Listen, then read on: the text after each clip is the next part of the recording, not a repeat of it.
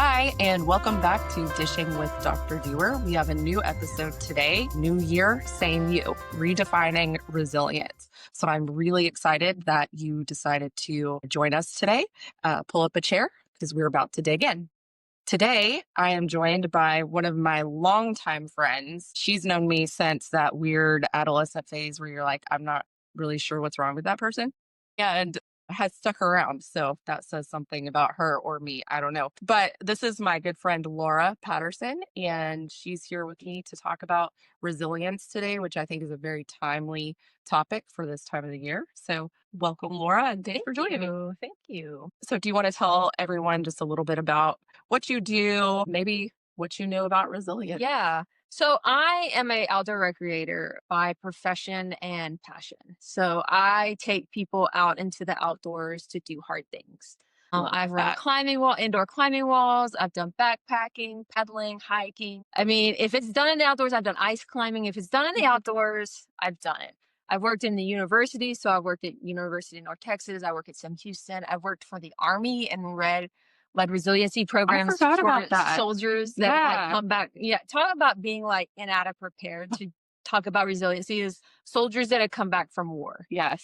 But I love the concept about resiliency because with my job and what I do is I do hard things in the outdoors. Which is something a lot of people don't do. Yeah, but these like days. adventure mimics life in that they're both hard. Yeah. And so learning how to do hard things in the outdoors teaches you how to do and how you process hard things in real life. And so Absolutely. it's almost like a practice, right? And it's not just outdoor things. Like I've done half marathons, I've done a Spartan race recently just to do hard things because that's Right. kind of my therapy. Like, let's go do a hard thing and reset and remind yourself that you can do hard things. Oh, yeah, I love that concept. I recently watched something, and it was talking about a part of your brain that's only activated when you do something hard that you don't want to do.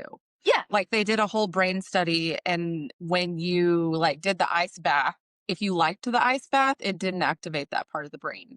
But if you hated it and you still did it, it activated that part of your brain, and it's associated with longevity. And there's a whole other episode about that. And I'm not a neuroscientist, but I thought it was really interesting. And I do think that you're very correct in that um it is like the things that you do are like practice. And so when you encounter other hard things, Yep. it's like, no, I know how to do this. I know how to push through. Yeah. I know what my strategies are. I know what Yeah. my skills are, Yeah. those kinds of things. So obviously, you can tell already, we're not just talking about New Year's resolutions today, even though that is what's coming up. So I did want to start with just the textbook definition of resilience, because I do think also it has become kind of a buzzword. And sometimes when something becomes a buzzword, it gets Yeah. confused or people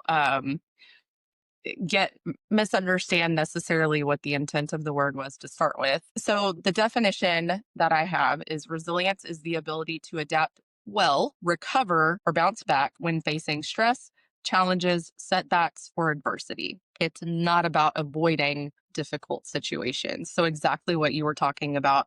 It's about responding to them in a way that you're still functioning and you're still hopefully thriving. That's Yeah.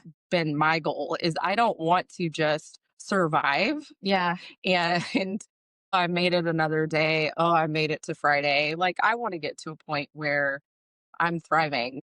Yeah. Like it, and I think you and I probably get along fairly well because we're both like, look what I can do. Like, look what I did. I did the hard thing. I pushed myself, not necessarily always outdoors, but I do push myself in other areas. So, um, Well, I mean, that's my way of doing hard things, right? But like, I think, and I say like adventure to me is anything that's a challenge or discomfort that you do that helps you grow. So yes, it could just be saying yes to that thing that you're scared of, but you have the ability to do like starting a podcast yeah, or like joining a new team or like doing a presentation. So I think it's not just like my way is the outdoors, but I could just right. be saying anything this is outside my comfort zone. I'm going to say yes and I'm going to grow through that hard. Yeah. So I really like that I really like that. I'm going to grow through the hard. And that's really what resilience Yes. is not just surviving, but growing and working through even when something's not your favorite, even when something's difficult. Because, like we've talked about in other episodes, and like Laura just said, life is hard. Yeah. Like my mom says all the time, life is hard on a good day. Yeah. So you have to, I feel like, well, you don't have to. You can suffer and complain and be sad and all of those things. But in order to be successful, in order to be able to thrive, you have to figure out how to navigate hard Yeah. things. And even the things you don't want to do. I told my daughter that the other day. She's like, well, I don't want to do that. I was like, well, listen, life is about learning how to do things that you don't necessarily want to do. Yeah. So what was it I heard? They said you shouldn't do things because you feel like it.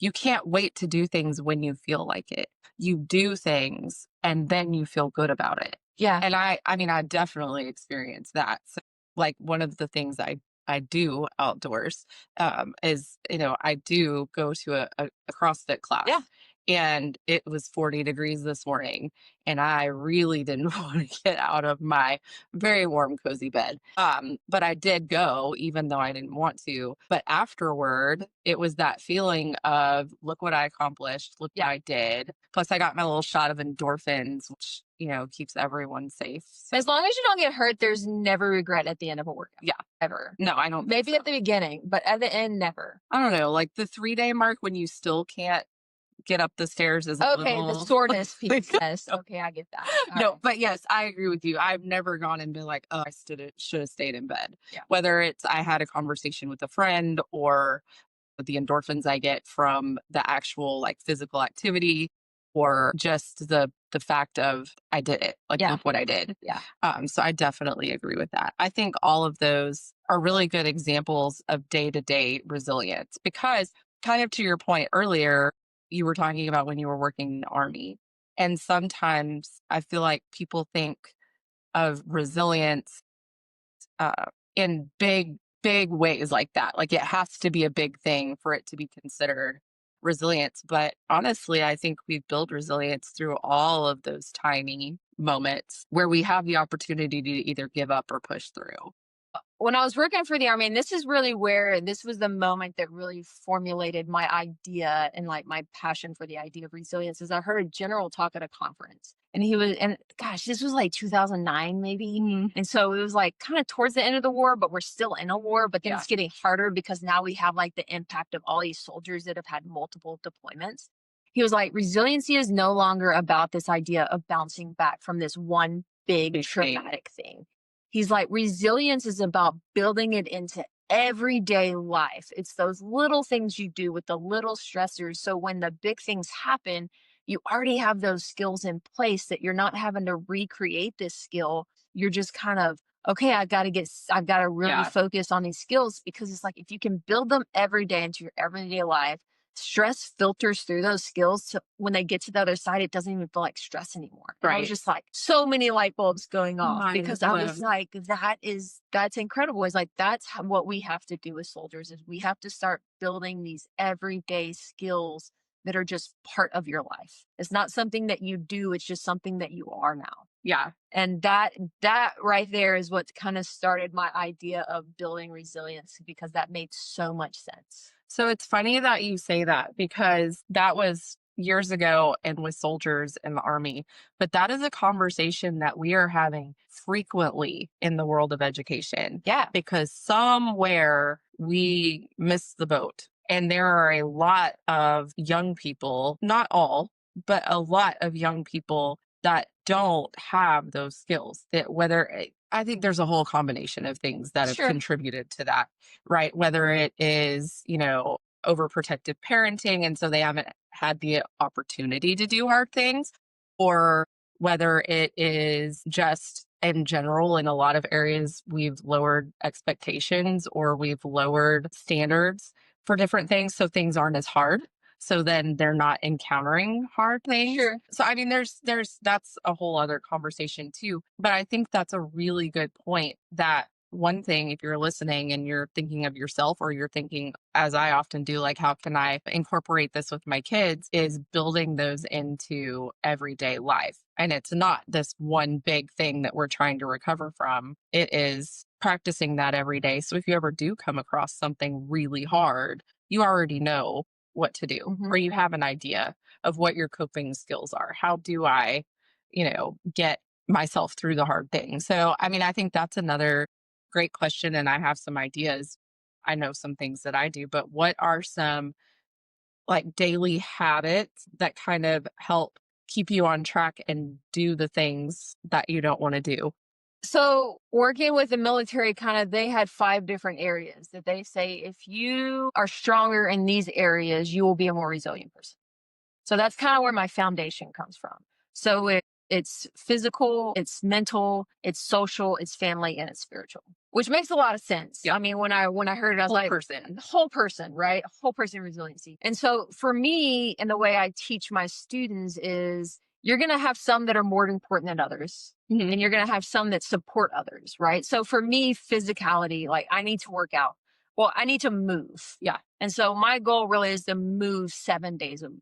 That's not work out 7 days a week because it's not healthy and unrealistic, but Yeah. move my body. And so Yeah. I walk just about every day. And we have a dog. We've had a dog for a year, and that really increased my joy for walking. Is it your dog? Oh, Decide there was a debate. it is totally my dog. We are codependent on one another.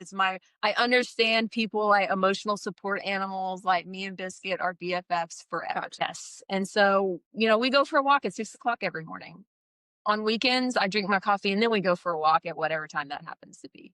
And so I walk every single day. Yeah. Sometimes twice a day in the evenings as well. And so that is my basis of movement. And then if I work out from there, that's just added. And Yeah. so, I probably work out 4 or 5 times a week and then walk 7 days a week. And that varies just based on how I'm feeling, and what that looks like is going to be different based on a lot of different things. So physical is really important to me, and that really supports my like mental well-being Mhm. and my mental health. It makes me feel more balanced. It makes me feel more confident. Yeah. Like I feel like everybody has that one thing they need to look in the mirror to see to feel good about themselves. Some people's their nails or lipstick. Yeah. Mine is I need to like see a strong body. Yeah. If I see a strong body, it makes me feel strong in mind. Gotcha. And then you've got like family and social, right? So I have my immediate family that I live with, and you know, spending time with somebody is sometimes different than like enjoying each other's presence, right? Absolutely. And so sometimes I try to be very intentional of, okay, we are going to spend quality time together and not Yeah. just time together. Socially, like, I got a lot of friends right now. Like I have neighbor friends, I have church friends, I have these friends. And so it's really, I have work friends. It's nice to have a good social Network. group Yeah. of people where you feel supported, even if it's just group chats. Like I've been Yeah. part of a group chats today that's very positive. Yeah. And that spiritual piece, that one's always been hard for me. Like I'm reading through the Bible this year, Mhm. but like that's just your morals and your values and like who you are. Yeah. And I feel pretty strong in like who I am as a person. And so really it's just in trying to engage in those as much as possible, Yeah. like having a strong community of people with working on my body, but then having a strong foundation of confidence of who I am in a person. Yeah. I think that the spiritual piece, you talking about that, I think it's hard to have a strong foundation when you don't have at least a semblance of that piece first, because it's hard to know how to get somewhere when you don't know where you're trying to go, That's true. if that makes sense. And so, I feel like when I'm not focused on that, it's easy for me to wonder and feel lost. Yep. Like the things that I'm doing aren't aligned with my beliefs or my values, or who I am at the core of my being. Right. So similar, I've gotten a journal and it kind of gives me some guidance, and I try to read my Bible every morning to like start my day that way. That's been one of my goals. Yeah. My self-care Yeah. goals is I'm going to start my day that way. I don't always get it right, but I try. And then the physical piece, definitely like 100%. I feel off. I feel like you would think, oh, well, you got to sleep in. You should be more energized. But if I don't get up at Yeah. 4:30 and go, then I am just dragging all day. And it's not always a super hard workout. Oh Sometimes yeah, it it doesn't have to is be just a just walk. moving. Yeah. And then I'm so very blessed that I have a couple of friends that I work out Oh, with. that's so important. And so some days the workout is more about like, I need to vent about this thing, or like, it's therapy, Yeah. like free therapy. It's so nice. And so a lot of times it's that. So I get a twofer. Um, and yeah, having a broad network, I have some friends that are really close that kind of keep me accountable, and we talk about the real things. And then I have a lot of acquaintances, like Yeah. some of my group chats are just really silly memes, or look at this funny thing I saw in traffic today. But I feel like that's just as important to have different areas. That can sound really overwhelming, I think, to somebody who is, Starting out. yeah. Yes. And so, one thing that I talk about when I teach self care, when I teach stress management, those kinds of things, is especially when you're starting out. It's funny that you had those 5 areas, because it was when Bitmojis were big, and I have like a different Bitmoji for Yeah. everyone. But I'm like, choose one from each area, or choose just one from one area and create an action plan, one thing. Because I think sometimes where we get lost, which this kind of goes back to New Year's resolutions, right? It ties in. Where we get lost is this huge, broad new year, new me goal, where we're like, I am going to read 50 books. I'm going to lose 100 pounds. I'm going to run a marathon. I'm going to eat salads every day. And then we've made such a big commitment that it's overwhelming, Yeah. that then we just don't do it at all. Yeah. And so when I start talking about just the practice of taking care of yourself, which I think is kind of coinciding with what we're talking about, I talk about choose one thing, What? one thing a day, one thing a week. So today, my focus, I'm going to drink all my water. That's it. That's my focus. If something else happens, great, but I'm doing that. And then, maybe this week I'm going to commit to, you know, reading my Bible 5 days Yeah. at least, or whatever that is, but keep it simple so that it's doable. Because otherwise, I think it's possible to just and then, I don't know, just have overwhelming paralysis where you do nothing. And then Yeah. you're like, the things I've been seeing where it's like, wow, my goal is to lose 20 pounds this year. And it's nearly 2026 and only 40 pounds left to go. You look up and you haven't moved. Well, working with the soldiers, our goal through the program that we did was helping them find a hobby. Hmm. Just a hobby, just something now all you have all this free time, you have all this pent up whatever's going Yeah. on with you. How can we focus that into a hobby? And the number of people I talk to, that's one of my opening questions because it's a good way to connect with people. It's like, what are your hobbies? Yeah. They have no idea. I'm like, you don't have a hobby? It's like, oh, well, I'm a wife, I'm a mom, I Yeah. got a job, you need a hobby. You Something need you love. something that you Yes. love to do that you can engage in that is yours, that like Yes. isn't those things, which are great to be all of those things, but girl, you need a hobby, Yes. something that you engage in, that you find joy in, that you can do, that is like you can move through stress or whatever's on Yeah. your mind that just brings you joy. And I think just one thing, just one hobby is Yes. important in that resiliency piece. Yeah, I would Um, agree with that. yeah. So, I mean, we've kind of talked about this. So, January 17th is known as Quitter's Day. I don't know why the 17th, but it is. Like by the 17th, most people say, I already failed. Yeah. I quit. I'm not doing it. Whatever their resolution was. So, why do you think that is? Like, why do you think it's such a big deal, and people go out of their way to announce it and commit to it and all of these things, and then within 2 weeks it's just like, that was too hard, or I'm not doing it. I think it's a couple things. I think one is that there is like there's a big thing about announcing what your resolutions Mhm. are and you're changing. Yeah, Like that's a thing, but like accountability to those things isn't a thing. that's true.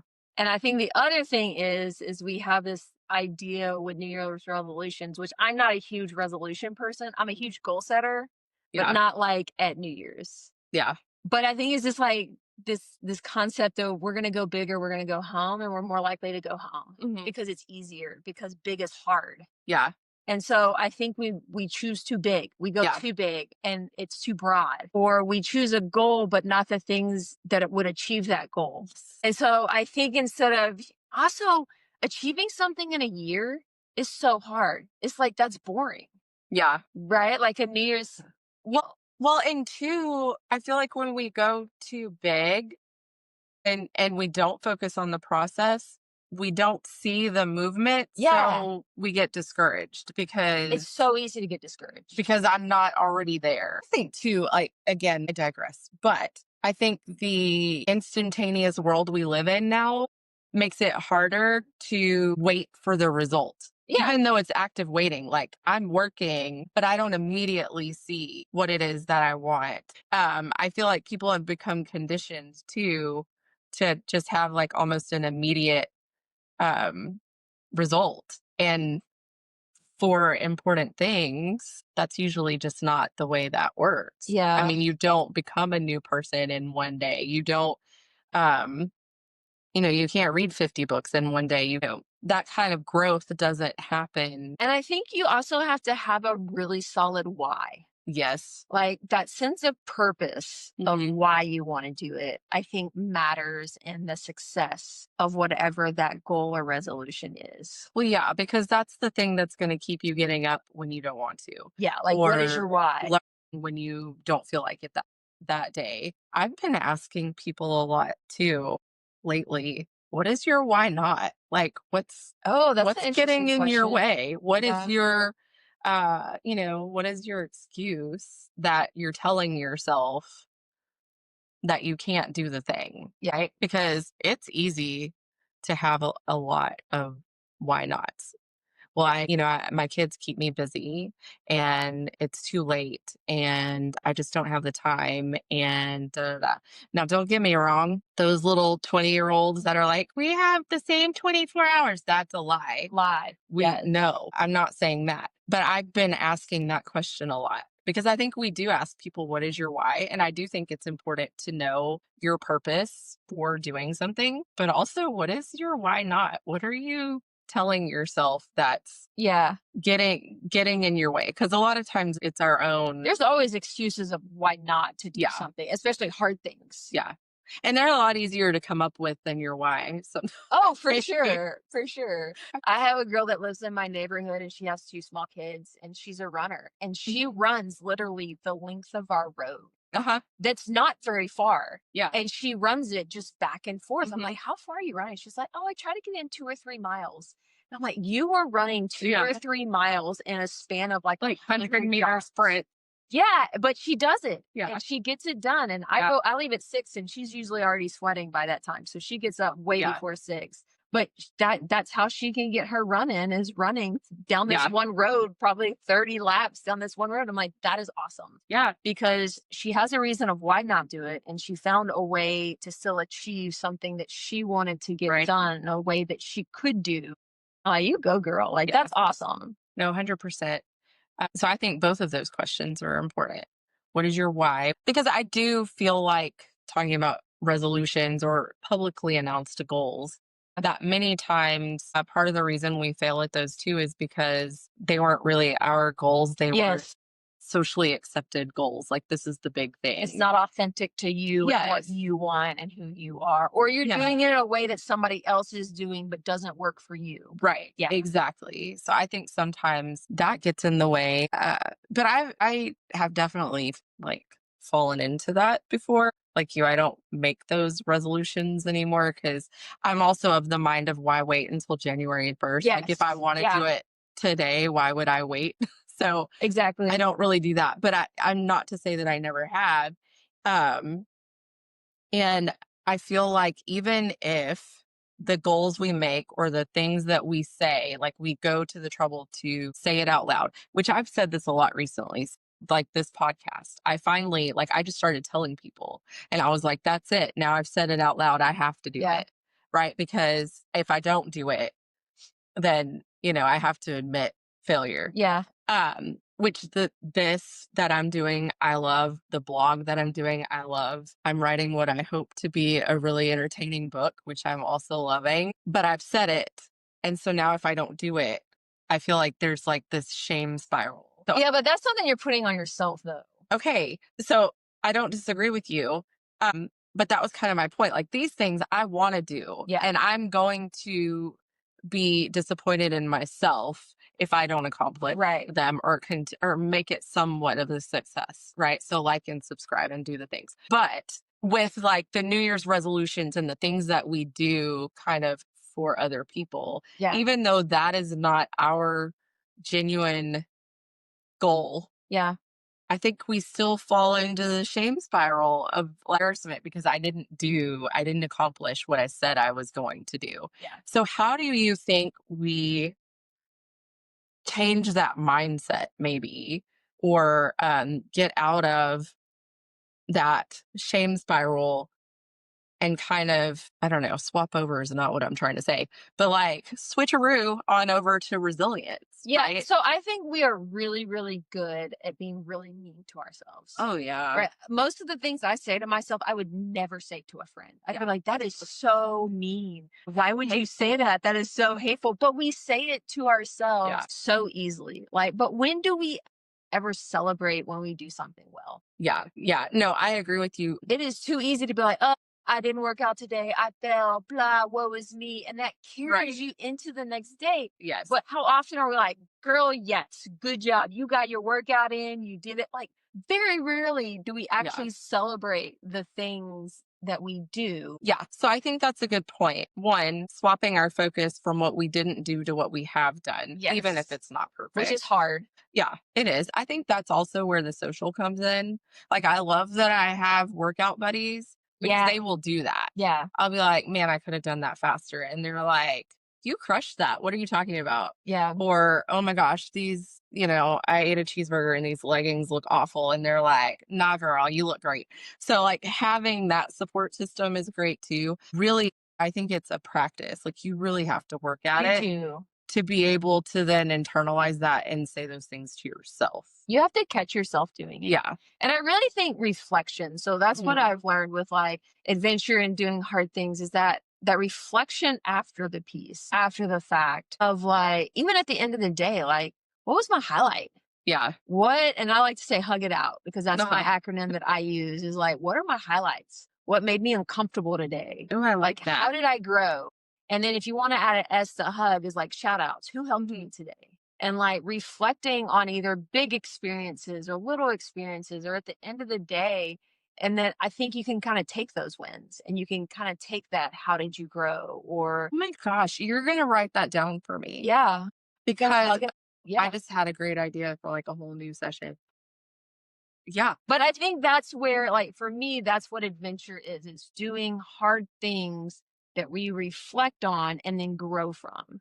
Yeah. Because adventure without reflection to me is just fun. Yeah. And maybe the bad definition of fun, where it's like that wasn't really fun at all. It was hard, but maybe a few days later Why you can did I laugh do about that? it. But I feel like you have to have some type of reflection piece on it. Yeah. Or with that, is like, okay, did I do well today? Did I fail? Mhm. And if I failed, how could I do better tomorrow? Right. And I think that helps a little bit, especially if you have something, a guide you can follow. Yes. I love Yeah. that. You could probably make a hug it out journal. See, that's talking about like authenticity and doing things that work for you. I tried journaling because I've Yeah. read all the research and it doesn't work for me. But even I something can do it in my simple. head and Yeah. just like in my walks, I'll think through it, but like just writing it down because I was like, that'd be cool to go back and look on. And I Yeah. just cannot It's not your thing. follow through Yeah. on it. It's just not my thing, even though I've tried. Yeah. Yeah. And I think that I was willing to accept the fact that, okay, Laura, I don't think this is your thing. It's not a failure. You're just identifying the fact that this doesn't work for you. Yes. And I moved on to something else. And I think that's a Which is piece of resolutions is knowing like, when is this not working and when do you need to alter yeah. to find something that does work for you? Pivot. Yeah. Right? Because You can pivot. sometimes we think we know where we want to go. Oh, yeah. And then we're headed there and we're like, wait a second, It's not where I want to go. I don't like this at all. Yeah. And so that reminds me of several things. When we were talking earlier about that clip I saw of Gary Vaynerchuk, that where he was talking about the myth of wasted time.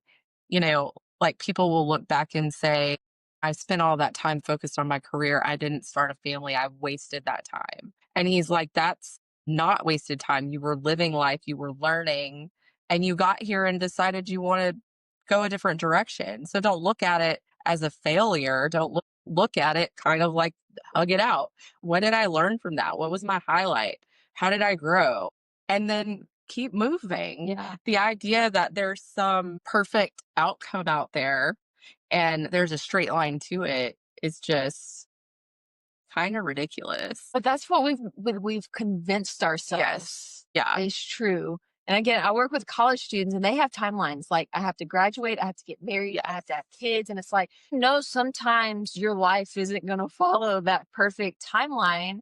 And you have to just like, you have to know, like, that's okay. Oh, if now me could write like if I could have a Back to the Future moment. You wouldn't have graduated early. Oh, preach, sister. So Laura was there for the insanity, and I did very much. I need to graduate by here. I had it in my head that I needed to be married by this date, or not specific date, but this age, and I needed to have the house with the picket fence and 2.5 kids by this time. Not to say my life has not turned out wonderfully. I'm very happy, but I missed out on so much of just living because I was so focused on this streamlined pathway to success. And I made a lot of mistakes trying not to make mistakes, if that makes sense.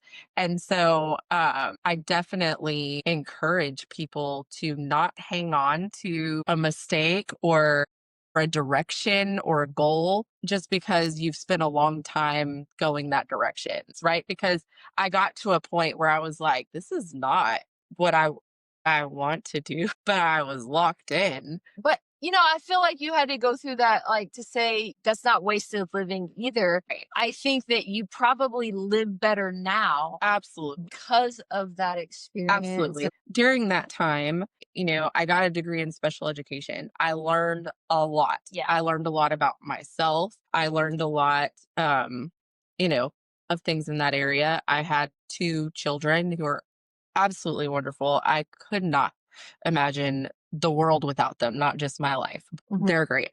I learned a lot about relationships. I learned a lot about how I wanted to treat other people. So absolutely, like we've had that conversation, Zach and I have that, our prior relationships didn't work out, but I'm a much better spouse Yeah. and a much better mother and because yeah, absolutely. I would not say those were wasted years. Yeah. Definitely learned, definitely grew. And so maybe I wouldn't do it differently except for that like schedule I Yeah. had myself on. I wouldn't do that again. I had a planner where I wrote down my bathroom breaks because that was how to the minute I had my schedule packed. That's in the book. We'll talk about that. Alright. But anyways, so yeah, I think there's so many pieces to resilience that we've kind of talked about. We've talked about looking at yourself as a whole person, and we've talked about small habits are really what creates resilience, not some big master plan.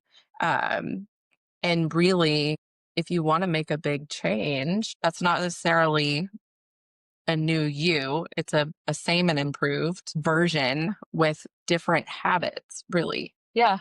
I would say resilience has more to do with habits than some core, trait that you're born with, Yeah. for sure. What would you say, just to wrap up a little bit? What would you say are some of your experiences or one that really stands out, which I know you've already kind of talked about your experience with the army, um, but that really made you a resilient person? Man, I can think like the 3 hardest things I've ever done. Yeah, that's a good one. One would be learning to love myself. Mhm. And that was a longer journey than I feel like it should have been. But just learning to love who I am. Mhm. Because I'm introverted and there's nothing wrong with being introverted, but learning to love yourself as an introvert, I feel like is a challenge because society tells us there's something wrong with introverts for some Yes. reason. And so learning to love the power of being an introvert and like my little quirks Mhm. of who I am as a person was probably one of the hardest things, definitely the longest. Watching my dad die of cancer, that was 2. I mean, if you watch somebody die, and it doesn't change you in some way, you've missed an incredible opportunity. And that kind of talks about that reflection piece of doing something very hard and being sad on the other side, but also there's this beautiful vision of on the other side of adversity. I mean, there's beauty on the other side of adversity that you just see differently because you went through it. And probably the third one was becoming a mom, never being naturally pregnant and like having to go through fertility treatments and it changing, becoming an older mom, becoming a mom at 36. And I don't know, that was really hard. And that was one of those where I remember sitting in the doctor's office and like we're about to get started and I'm terrified. Like I've never done this before. Like I didn't know how to do it. And I am freaking out. On the outside, I look completely calm, but on the inside, I am a mess. And the doctor's like, physically, I'm not worried about you. You can do this. We can do this. Right. He's like, but emotionally, like, this is hard. Can you do this? And somewhere out of the wisdom came my mouth. Yeah, it's just another mountain to climb. And then I was like, oh my gosh, like you don't know how to do this, but you know how to do hard things because you've done hard things before. Like, every headwind you've ever paddled into, every mountain you climb, every crux on a climb that you fell and you fell and you fell and you got stronger and stronger. And then one day you just got it. Like that was preparing you for this moment. And really, the way I climb mountains is 1 foot at a time. Right.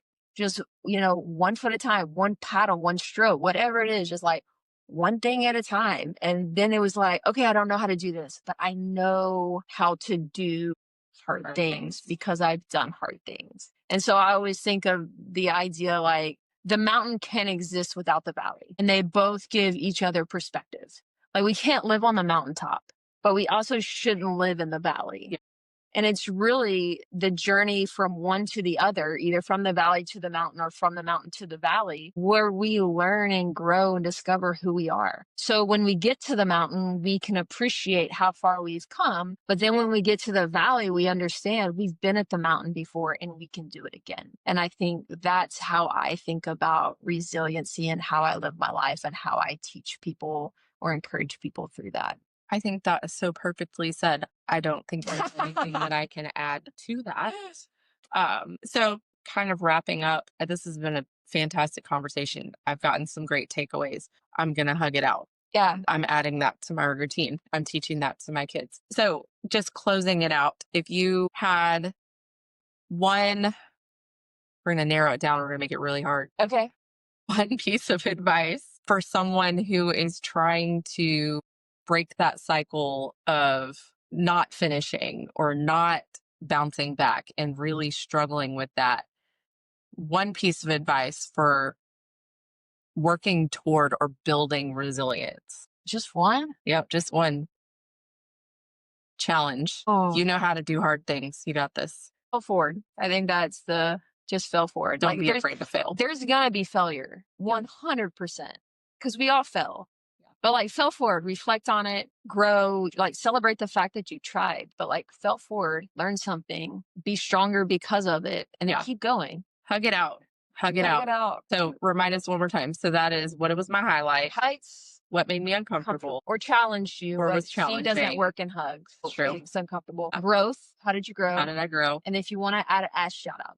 I think we need to shout I out. love shout out. I think we need to shout out people. And I think we need to say it out loud. Like how often do we tell people like, hey, what you did made a difference or it helped me in some way. And if we would start just shouting out people, then people might be more resilient. Especially women. Like we need to be supporting the crap out of one another and encouraging one another. Like, you go, girl. Yes, I love what you're doing. I may have to have you back for another episode at some point, but I definitely thank you so much for taking your time. I feel like this was a great conversation. I'm so excited about my takeaways because I've admitted I'm only doing this podcast so I can learn how to do things for myself. So here I am, and I'm going to be more resilient, not just in the new year, but hopefully that will become just a base foundation of who I am as a person.